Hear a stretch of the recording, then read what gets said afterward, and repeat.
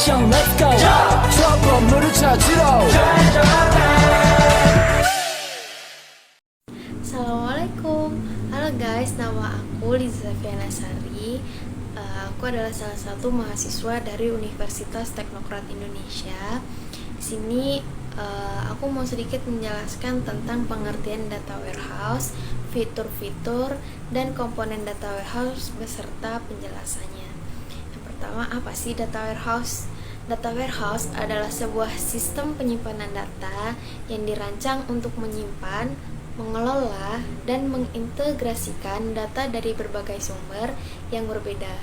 Tujuan utama dari data warehouse adalah untuk menyediakan akses yang mudah dan cepat ke data yang telah diolah sehingga dapat digunakan untuk analisis bisnis, pelaporan, dan pengambilan keputusan. Yang kedua, fitur-fitur data warehouse. Apa sih fitur-fiturnya? Yang pertama ada integrasi data. Data warehouse mengintegrasikan data dari berbagai sumber yang berbeda, termasuk database operasional, sistem eksternal, dan file data, sehingga data yang dihasilkan menjadi konsisten dan dapat diandalkan. Yang kedua, ada olah data. Dalam data warehouse diproses, diklasifikasikan, dan dikelompokkan dalam format yang sesuai untuk analisis. Proses ini mencakup transformasi, agregasi, dan pembersihan data. Yang selanjutnya yaitu subject oriented. Data warehouse difokuskan pada subjek atau topik tertentu, seperti data penjualan, pelanggan, atau inventaris. Ini memungkinkan pengguna untuk fokus pada aspek bisnis yang spesifik. Yang selanjutnya yaitu waktu. Data warehouse menyimpan data historis untuk analisis tren jangka panjang. Ini memungkinkan pengguna untuk melacak perubahan seiring waktu dan memahami perkembangan bisnis. Yang terakhir yaitu akses yang mudah. Data warehouse menyediakan alat dan antarmuka yang mudah digunakan untuk mengakses data.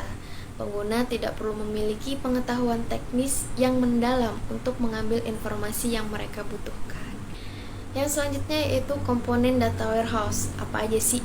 Yang pertama ada data source atau sumber data. Ini adalah sumber data yang diperoleh dari database operasional, sistem eksternal, atau file data. Data ini kemudian diambil dan dimuat ke dalam data warehouse. Selanjutnya ada ELT atau extract, transform, dan load. ELT adalah proses yang digunakan untuk mengambil data dari sumber, mengubahnya ke dalam format yang sesuai, dan memuatnya ke dalam data warehouse. Ini melibatkan ekstraksi data, transformasi data, dan pelaksanaan data. Yang selanjutnya yaitu data warehouse database. Ini adalah tempat di mana data disimpan dalam format yang sesuai untuk analisis. Database ini dapat berbasis relasional atau berbasis data warehousing khusus. Selanjutnya yaitu metadata repository adalah basis data yang berisi metadata, yaitu informasi deskriptif tentang data dalam data warehouse. Metadata membantu pengguna dalam pemahaman data dan cara mengaksesnya. Selanjutnya yaitu query dan reporting tools. Ini adalah perangkat lunak yang memungkinkan pengguna untuk mengakses data dalam data warehouse, menjalankan pertanyaan, dan menghasilkan laporan yang berguna.